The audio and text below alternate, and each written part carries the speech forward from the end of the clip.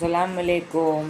कैसे हो आप? अल्हम्दुलिल्लाह, अल्लाह का शुक्र है, अल्लाह का फजल करम है, अल्लाह की रहमत है, अल्लाह का एहसान है.